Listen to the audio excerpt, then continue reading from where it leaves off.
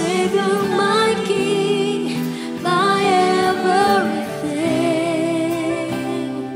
Oh, Jesus, you are the reason I live, forever I am.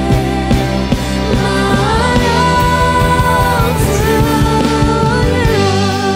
my Savior, my King, my everything. Oh, Jesus, you are the reason I live, forever I am. My all to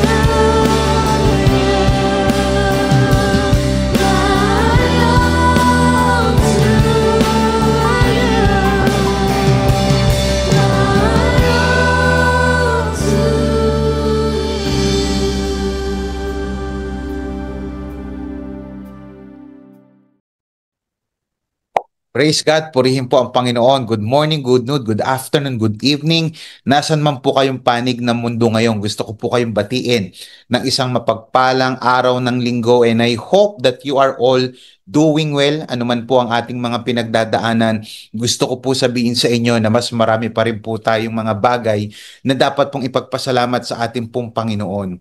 Nasaan man po kayong panig ngayon, gusto kong i-type nyo sa comment section, where are you attending right now? Saan pong panig kayo ng Pilipinas ngayon? I-type nyo dyan sa comment section, and I want you to tag someone na sa tingin mo magbe-benefit dito kagaya mo na nagbe-benefit sa salita ng Diyos every single Sunday online service po natin. Now, ngayon po ay fourth installment na ng ating series for the month of May, entitled Under Construction. Now, alam niyo po ba na ipinapakita ng napakaraming pag-aaral na yung paraan po ng ating pagtingin sa ating sarili ay malaki po ang epekto nito kung paano tayo kumilos at kung paano po tayo mag-respond sa buhay. Ang atin pong pagtingin o pananaw sa ating sarili ay pagpapahalaga o yung pagpapahalaga o pagtitiwala sa ating sa ating sarili ay nagiging basehan po kasi ng maraming desisyon at pagkilos po natin araw-araw. Kaya importante po yung ating pong perspective, yung ating pong pagtingin sa ating sarili. Kung ang tingin po natin sa ating sarili ay talunan or loser, we end up a large degree acting like a loser. Kaya po kapag ka ang tingin mo talunan, most probably yung mga decision mo, yung pagkilos mo, yung pagsasalita mo, tila baga ikaw ay laging talunan. Kung ang tingin mo sa sarili mo ay laging victim, parang ang ating galaw ay parang biktima lagi. At kapag ka ang tingin po natin sa ating sarili uncreative, we never come up with any creative ideas. Hindi tayo nakakahanap o hindi tayo nakakapagbigay ng mga creative ideas. Kung ang ating pong tingin sa ating sarili ay, I'm just a piece of junk o isang basura. Basura yung buhay ko, basura yung aking nakaraan. We begin to think that we are garbage. Kung ating pong, sa kabilang banda naman, kung ating pong tingin sa ating sarili ay successful, then paulit-ulit po natin itong maiisip at patuloy po natin itong ma-apply sa ating pong mga buhay. Bakit ko po sinasabi ito? Because our beliefs about ourselves determine our behavior. Unfortunately, some of us po, whether ikaw ay Christian, ikaw ay bata, ikaw ay matanda na, kadalasan po ng ating mga pinaniniwalaan ay false. Many people, marami po sa atin, marami pong mga negative view pagdating sa kanilang sarili sapagkat nakakatanggap po sila araw-araw ng napakarami pong information na nare-receive po natin. Kaya lang ito pong information na to ay misinformation. At hindi lamang po misinformation, ito po minsan tayo po tumatanggap ng mga unauthorized sources, mga information na hindi na nga totoo at information pa po o yung mga unauthorized pa po na sources sa ating pong buhay. Therefore, ano pwede nating matutunan dito, Pastor? Therefore, we need to look at ourselves. Kailangan po makita natin ang ating mga sarili from a different perspective. At kinakailangan marinig natin yung kung sino ba talaga tayo from a legit information at authorized source. Now, kapag ka ang isang authority na ang nagsabi nito sa ating buhay kung sino ba talaga tayo, dapat po natin paniwalaan. At yung authority po yan, walang iba kundi ang ating Panginoon. Type nga po natin sa ating comment section, My God. God is the authority of who we are. Dahil siya po ang nag-create sa atin, He is our creator, siya po ang nagbibigay ng correct information sa atin. Kaya lang, hindi po lahat ng tao, particularly nakakalungkot, mga Christian, hindi po nila binabasa yung salita ng Diyos. Kaya nagkakaroon sila ng misconception and misinformation sa mga wrong sources ng kung sino talaga sila. Kaya importante po tayong mga Christian, we need to go to the right source. He is the one we should be listening patungkol po kung sino po tayo.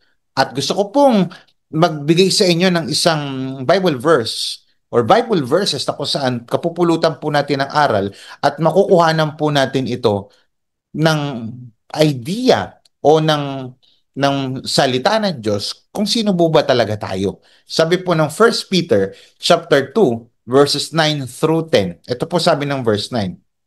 But you are His chosen people, the King's priests.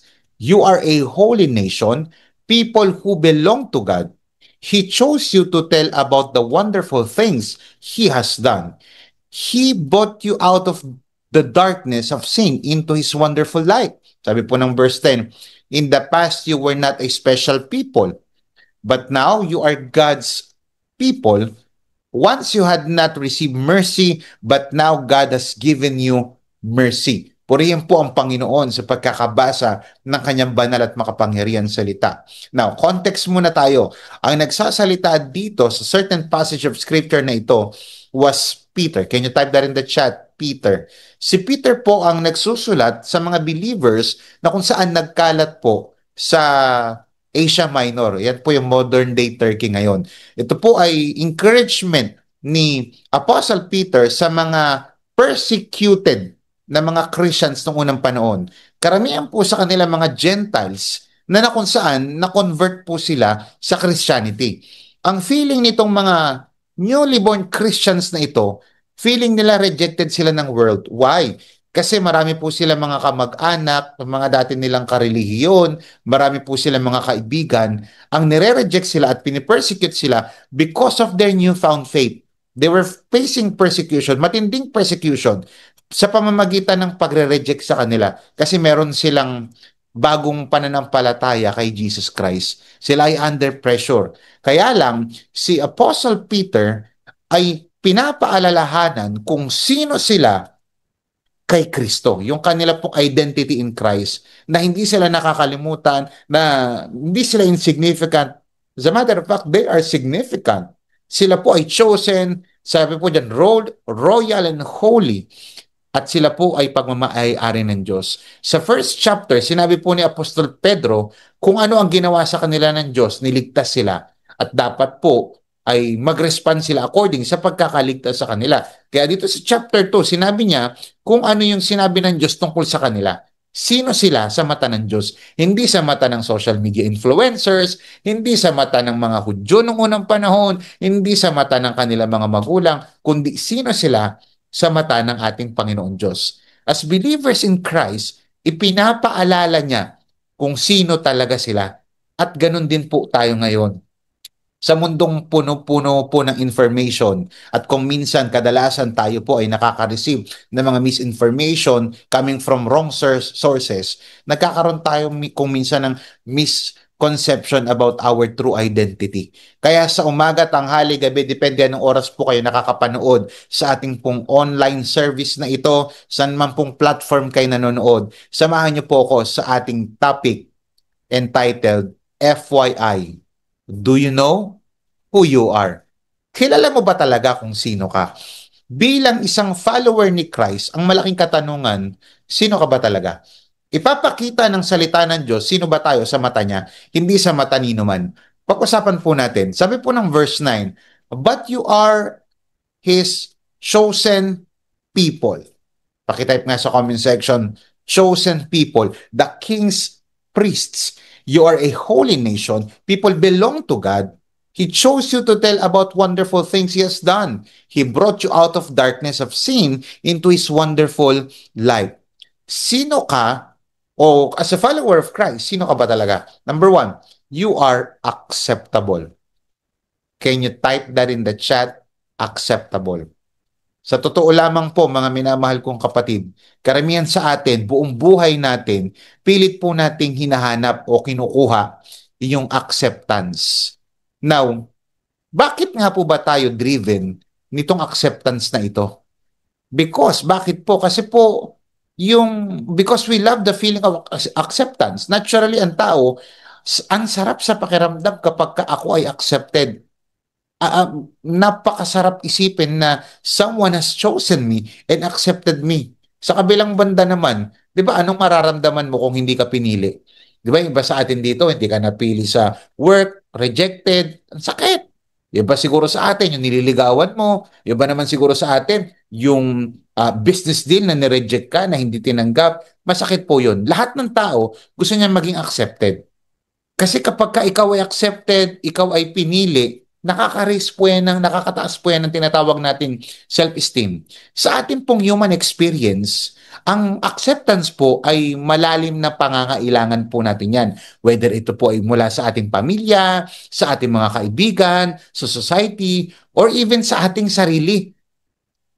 Kadalasan, napipressure po tayo, kaya lang, napipressure po tayo to prove our worth pagdating po sa tinatawag nating acceptance sa pamamagitan ng pag-meet ng mga certain na standards.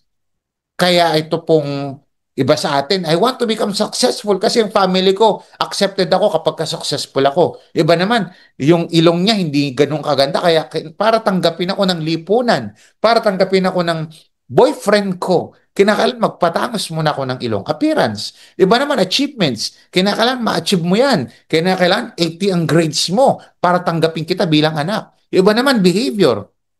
Ito pong drive na ito para maka-earn po tayo ng acceptance, kung minsan nagbibigay po sa atin ito ng stress. At ito po ay minsan naglilid sa depression, insecurity, and some of us talagang matindi ang pinagdadaanan dahil hindi natin namimit yung certain standards para tayo po ay matanggap. Now, listen to this very carefully. Kung ikaw ay Christian, from a Christian perspective, ito pong struggle na ito ay nagpapakita ng misunderstanding kapag ikaw ay Christian patungkol sa ating identity. Why? Kasi ang salita po ng Diyos, tinuturuan tayo that true acceptance, you need to listen to this very carefully now. True acceptance is not earned, but it is freely given by God through Jesus Christ. Kung ikaw ay Christian, ikaw ay anak ng Diyos, ang acceptance, hindi siya na-earn. Ito ay tinatanggap ng libre galing po sa Diyos sa pamamagitan ni Jesus Christ. Ano ang sinasabi ng Ephesians chapter 2, verses 8 through 9? God saved you by His grace when you believed, and you cannot take credit for this. It is a gift from God. Salvation is not a reward for you for the good things we have done. So no one of us can boast about it. Alam niyo po, kapag na-realize natin yung unconditional love ni God at yung kanyang acceptance, na ito ay libre, ito po ay nagbibigay sa atin ng kalayaan na kung saan hindi ka na may stress para gawin pa yung mga bagay na ito. Kasi kusang lalabas sa'yo yung nature ng pagiging anak ng Diyos. So ano pwede nating matutunan at i-apply natin sa ating mga buhay? Listen to this. We need to anchor our identity in Christ at hindi po sa approval ng tao. When you feel the urge to prove yourself or worry about others' opinion, sandali ang ka mag-pause.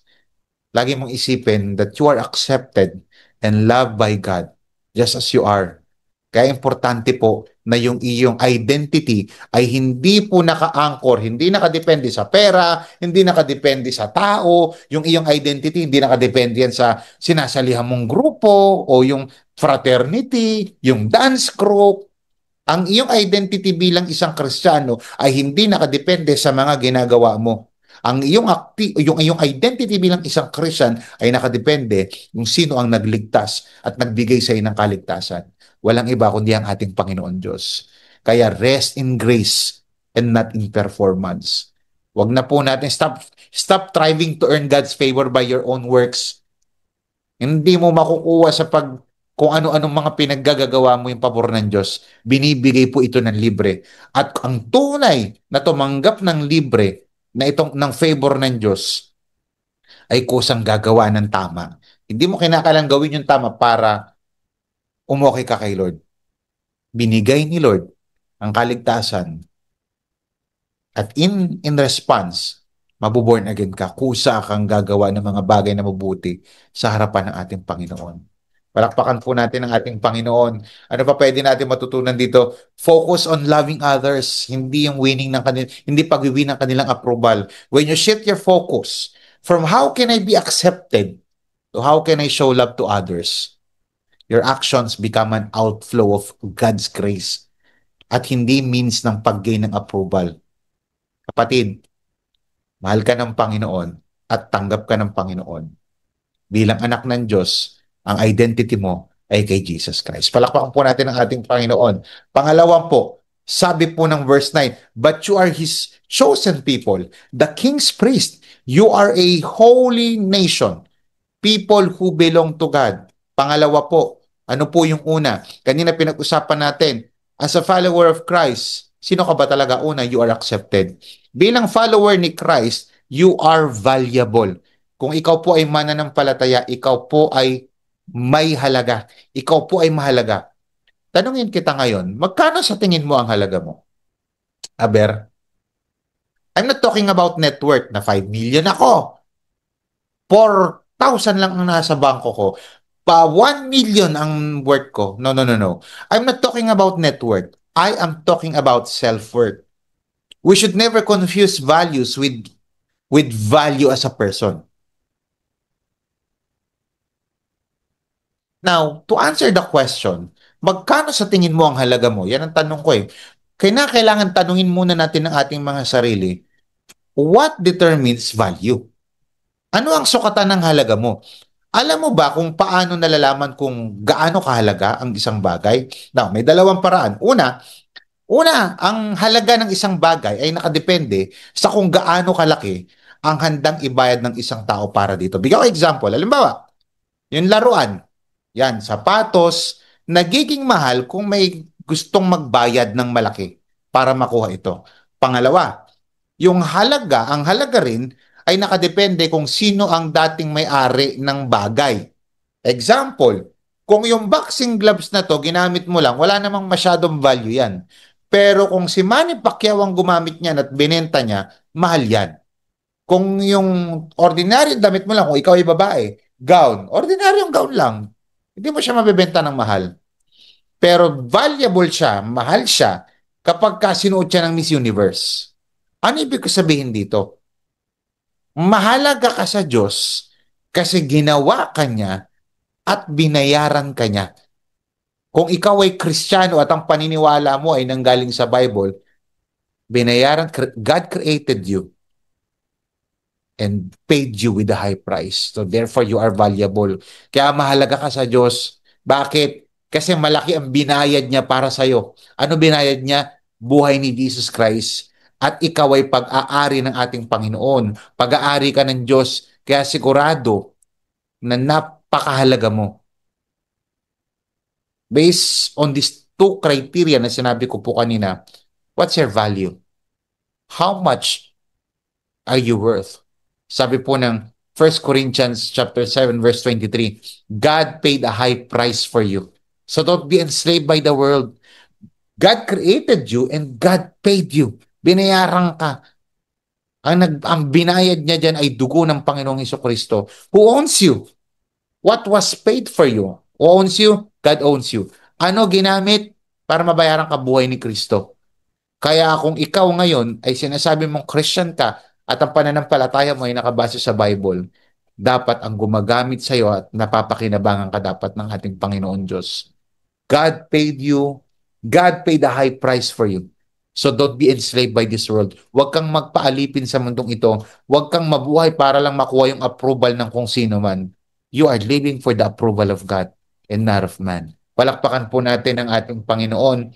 Pangatlo, sabi po ng verse 9, but you are not like that. You are a special group of people that God has chosen. You serve God like priests. Come on, type that in the chat, priests. Who serve a king. You are his own holy people who belong to him. He has taken you out of the dark place of sin and he has brought you to his great light. He has done all this so that you can tell people how great he is. Point number 3. Ano po ang pwede nating matutunan dito? As a follower of Christ, sino ka ba talaga? Baka kasi nakakalimutan mo na. Una, you are acceptable. Pangalawa, you are valuable. Pangatlo, you are capable. Come on, type that in the chat, capable. That may sound a little scary or parang nakakabaliw to. Priest ako? I'm a priest? But Peter is saying that two benefits. Tignan nyo maigi. Ginamit ni Apostle Peter yung Old Testament para ipakita sino na tayo ngayon, ano ang benefit natin at sino ka ngayon sa mata ng Diyos kung mananampalataya ka talaga, kung Christian ka talaga. Dalawang benefits ng mga pare noong unang panahon na meron na tayo ngayon. Kung ikaw ay follower ni Christ, number 1, meron kang direct access to God. Come on, type that in the chat, direct access. Yung mga pare nung unang panahon, sila yung meron direct access sa presensya ng Diyos. Now, dahil lahat ng mananampalataya ngayon ay sumampalataya kay Jesus Christ, ngayon po sinasabi lang ng Bible na meron na tayong karapatan to go directly to God, kagaya ng mga pare. Kaya sinabi niya dyan, you serve God like priests. Kagaya ng mga pare. Ano pa ginagawa ng mga pare? Meron silang direct access kay God ng Old Testament. Dahil nasa New Testament na po tayo, meron po tayong karapatan to go directly to God. We don't have to pray through anyone else. We can go directly to God. Hindi na natin kinakailangan inuman para makadiretso kay Lord. Kausapin mo si Lord. Kaya may pinagdadaanan ka ngayon, wala pong masama magpa-pray. That's not bad. Part po yan ng intercession. Hindi po masama magpa-pray. Pastor, ipag-pray mo naman ako. That's not bad. Ang masama kung nagpapa-pray ka na lang kasi ikaw mismo hindi ka na kumukonekta kay Lord. Yun yung masama. Yes, pwede magpa-pray. Pwede humingi ng panalangin. But you can directly call to God. Ulitin ko, walang masama magpa-pray. Ang masama, yun, nagpapa-pray ka na nagpapa-pray kasi ikaw hindi ka dumidirekta kay Lord. Pwede kang dumiretso sa Diyos. Kaya ano man ang mga pinagdadaanan mo ngayon, kapatid, gusto ko sabihin sa iyo, meron kang capability, listen to this, to directly go to God in prayer. Pangalawa is we have direct access. Pangalawa, meron tayong responsibility to minister. Meron tayong responsibilidad na mag-minister sa mga pangangailangan ng tao. Kasi unang ginagawa ng pari noon, meron silang direct access kay Lord. Pangalawa, responsibilidad ng mga pari noon na mag-minister para sa pangangailangan ng mga tao. Sabi ng Bible, you serve God like priests who serve a king. May direct access na tayo ngayon kay Lord. May benefit, pero pangalawa, may responsibility. Ang responsibility natin is to connect people back to God. Meaning every Christian is a minister. Kung ikaw ngayon ay Kristiyano at ang iyong pananampalataya ay nakabase sa Bible, you need to hear this. You are a minister. Hindi ka pastor. May mga tinawag magpastor. Pero lahat ng anak ng Diyos, minister. Ulitin ko, maaring hindi ka pastor, but you are a minister. Meron po tayong privilege to access God, but meron po tayong responsibilidad, pangalawa, na mag-minister sa tao. He has done all this. Kaya sabi dun sa last part ng verse 9, He has done all this so that you can tell people how great He is. Kapatid, huwag mong hayaan na tumatagal ka sa church na hindi mo nasasabi ang kabutihan ng Diyos sa buhay mo. share the gospel. Ano ba ang gospel? Ang gospel ay patungkol po sa ginawa ni Jesus Christ sa cross. Ang gospel ay patungkol sa ating mga kasalanan na hindi natin matubos, na sabi po sa Bible, sapagkat ang kabayaran sa kasalanan ay kamatayan. Ngunit ang libreng kaloob ng Diyos ay buhay na walang hanggan kay Kristo Jesus. Lahat po tayo ay kagaya natin before, tayo po ay makasalanan na hindi natin alam kung saan patungo ang ating buhay. We are all destined to hell. Pero salamat dahil binayaran ni Jesus Christ. When someone speak to us, preach to us, or share to us the gospel, na enlighten tayo at na born again tayo nung nireceive natin ang mabuting balita ng ating Panginoon. For the wages of sin is death, but the gift of God is eternal life in Christ Jesus our Lord. Panahon naman po para i-share natin. By the way, ang Latin word po ng priest, ibig sabihin po niyang bridge. Ang ibig sabihin po ng Latin word na pontifex, associated po yan with priesthood, meaning bridge builder. Ibig sabihin, nagre-reflect po dito yung role ng priest bilang mediator. Don't get me wrong, ang mediator between God and man si Jesus Christ. Pero binigyan po tayo ng ministry ni Lord na i-connect ang tao kay Kristo. So ibig sabihin, we are saved to serve God through the message of the gospel. At ang masakit, kung hindi po tayo naglilingkod sa Diyos, ano pang silbi natin? Bakit pa tayo niligtas? Kung ikaw ay tunay na ligtas, dapat nagsisilbi ka sa Diyos. At isa sa mga kaparaanan na dapat pare-parehas po natin ginagawa ay pagbabahagi ng mabuting balita ng ating Panginoon sa ibang tao. Niligtas po tayo ng hari ng mga hari para maglingkod po tayo sa Kanya. Hindi para paglingkuran lang yung asawa mo, hindi para paglingkuran yung boss mo. Niligtas ka ng hari ng mga hari para maglingkod ka sa Kanya. Kung ikaw ay nag-aaral, hindi ka niligtas ni Lord para lang makapagtapos ng pag-aaral. Kung ikaw ay nagtatrabaho, hindi ka niligtas ni Lord para lang mag-work. Niligtas ka ni Lord para sa iyong pag-aaral, sa school, sa trabaho, sa negosyo, mag-glorify mo si Lord at ma-share mo ang mabuting balita kay Lord kung saan ka ngayong season ng buhay mo. Can you imagine yung sense of honor na yan at saka yung worth na dapat nating mararamdaman once na na-realize natin na ikaw ay pinili ng ating Panginoon, may access, and at the same time pinagkatiwalaan ka ng trabaho na i-reconcile ang tao sa Diyos, trabaho na kung saan mamagitan tayo, not in a sense na ililig na tayo si Jesus Christ, kundi in a sense na kung saan bridge builder tayo. Tinutulungan natin yung tao na ma-reconcile sa Diyos. Purihin po ang Panginoon. Praise God. Last point. Sabi po ng Bible, as a Christian, ganda to, as a Christian, sino ba talaga ako? Bakit natin sinasabi ito? Kasi may mga tendency na sa kabila ng matinding pinagdadaanan natin na problema at pinagdadaanan natin ng success, makalimutan natin kung sino tayo sa harapan ng Diyos. In the past time, sabi po ng verse 10, you were not people who knew God. Hindi niya naman kilala ang Diyos eh. But now you are God's people. In the past, God did not forgive you. But now He has been very kind to you and He has forgiven you. Bilang Christian, sino ka ba talaga? Pang-apat, you are forgivable. Alam niyo po, sa tatlong nabanggit ko, walang ibang tatlong salita na mas nagpapahayag ng halaga sa sarili kaysa itong point number 4. Maganda yung point number 1, 2, 3. Pero isa sa mga pinakamagandang factor para ipaalala sa'yo, kung sakaling makalimutan mo sa dinami-dami ng persecution, problemang pinagdadaanan mo ngayon, you are down, yung iba naman, yung feeling success, pakinggan maigi. Sa dalawang extreme na yun, pwede mo makalimutan kung sino ka sa harapan ng Diyos. Kapag may pinagdadaanan ka, feeling mo, hindi ka mahal ng Diyos, wala ka ng silbi. Pag sobrang success naman, may tendency makalimutan mo ang Diyos.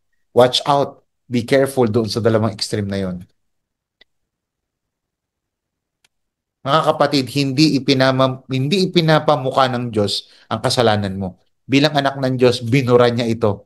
Hindi niya paulit-ulit nga na pinag-uusapan yung kasalanan mo eh. Kagaya ng ibang mga tao na pilit idinidikdik yung past mo. Bagkus pinalaya niya tayo mula rito sa mga kasalanan ito.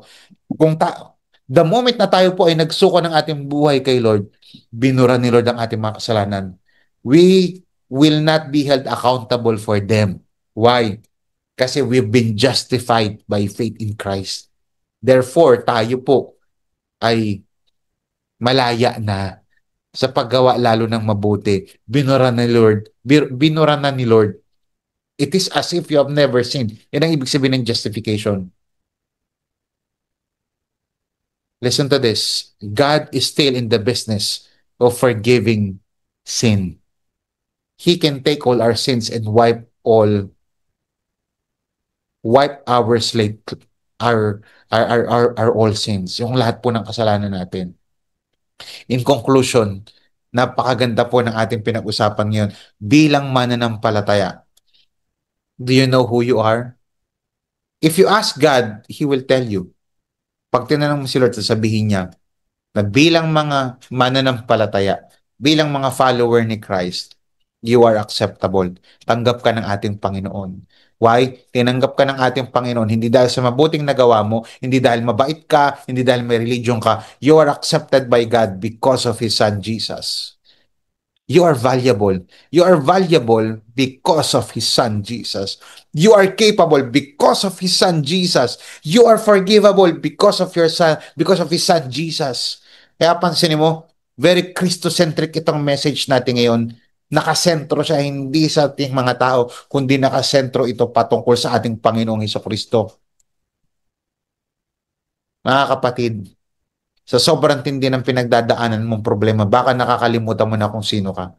At sa sobrang dami ng tinatamasa mong katagumpayan mo ngayon, watch out, baka makalimutan mo rin kung sino ka. Pinapaalala lang sa atin ng ating Panginoon ngayon. Tanggap ka niya, valuable ka, capable ka, at pinatawad ka. At papatawarin ka pa rin ng ating Panginoon Jesus, ng ating Panginoon Diyos, dahil kay Jesus. Kaya ka tinanggap, kaya ka may value, kaya ka capable, kaya ka pinatawad, hindi dahil magaling ka, hindi dahil may religion ka, hindi dahil mabuti ka, kundi dahil sa ginawa ni Hesukristo sa krus ng Kalbaryo. Kapag malinaw sa atin ang mga ito, yung judging system ng mundo, wala na tayong pakialam dyan. Yung tatanggapin ba ako ng magulang ko o hindi, kung ganito lang ako, wala na tayo doon. Ang importante, tanggap ako ni Kristo. Hindi ka basura, maniwala ka. Sa mga pinagmukhang basura ng mundo at ng demonyo, panahon na, kung ikaw ay nakakapakinig sa mensaheng ito, panahon na para manumbalik ka at tanggapin mo si Jesus Christ sa iyong buhay sa mga pagkakataong pong ito. Be warned and don't do that. Don't do what other people did. Tignan mo lang yung verse. Verse 4, sabi ng verse 4, you are coming to Christ who is the living cornerstone of God's temple. He was rejected. Pakinggan niyo maigi. He was rejected by people. Talo tayo sa verse 7. Yes, you who trust Him recognize the honor God has given Him. But for those who reject Him, the stones that builders rejected has now become the cornerstones. And He is the stone that makes people stumble, the rock that makes them fall. They stumble because they do not obey God's word. Bakit sila natitisod? Kasi hindi nila alam. Ba't sila natutumba, nalalaglag? Because hindi nila sinusunod ang salita ng Diyos. And so they meet the fate that was planned for them. Ang mga tao, natatanggap kay Lord, nire-reject ka ng mundo, pero kay Lord, accepted ka. Pero yung mga tao magre-reject kay Lord at tatanggap sa kamunduhan, tandaan mo someday may kalalagyan ka. Paparusahan at huhusgahan ng Panginoon ang mga taong magre-reject sa kanyang bugtong na anak na si Jesucristo. Those who reject Jesus will pay the consequences of what they had done. Pero ikaw, kung ikaw ay anak ng Diyos at ang iyong pananampalataya ay according sa salita niya, God will receive you. Uulitin ko, you are acceptable because of Christ. You are valuable because of Christ. You are capable because of Christ. You are forgivable because of Christ. Kung ikaw naman ay na-realize mo, I am destined to hell. Wala akong relationship kay Lord. I've been rejecting Christ for all my life. And right now, na-realize ko, Pastor, I need to receive Jesus Christ as my Lord and Savior. If you're that person, join me sa panalangin ito. Panginoon Diyos, thank you for your message. Inaamin ko, Panginoon, that I've been rejecting you all throughout my life. Right now, Lord God, humihingi po ako ng tawad sa aking mga nagawang kasalanan. I admit that I'm a sinner. I admit that I cannot save myself. I admit that I am running away from you. Matagal na po. Right now, I realize that I'm a sinner and I need you. Right now, Lord, I am putting my faith in you. I believe in your good works, not on my good works. Starting today, Lord, I am confessing that you are my Lord. And starting today, Lord, I beg you, please help me to follow you. By your grace, help me, Lord God, sa lahat ng mga pagsubok na dadaanan ko, I want to follow you and I want to live for you. Maraming salamat po, Panginoon. Sa mga kapatid ko naman na minsan ang nadapa na dahil sa tindi ng mga pinagdadaanan mong problema, sa tindi ng mga pinagdadaanan mong persecution, nakalimutan mo na kung sino ka. Na-pressure ka sa mundong ito, bumagsak ka, God wants to restore you. At sa mga kapatid ko naman na sobrang success, na nabura na sa kanilang identity nila dahil sa tinatamasa nilang hindi problema, kundi katagumpayan sa buhay. Panahon na para manumbalik sa Panginoon. God wants to restore you, God wants to heal you, and God wants to provide breakthrough upon your life. Sabihin mo lang, Lord, starting today, bumabalik po ako, nagpapakumbaba, nag-backslide po ako ng matagal, napalayo po ako sa inyo, pero ngayon, Lord, nanunumbalik ako, mihingi ng tawad, nagpapakumbaba. I want you, Lord, to restore me. Please restore me. Please heal me, Lord. Father, I pray that you provide breakthrough sa aking kapatid sa pananampalataya na nanunumbalik sa inyo. Salamat po, Panginoon Diyos.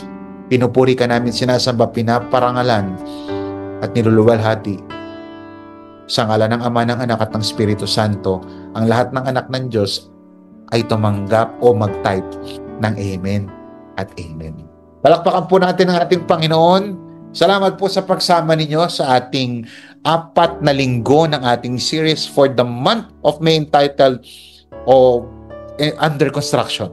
Salamat po sa inyong pakikinig at I pray na marami po kayo natutunan. Next week, maganda po yung ating brand new series for the month of June. Samahan niyo po ako dyan at dalangin ko.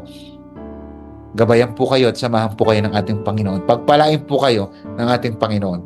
God bless.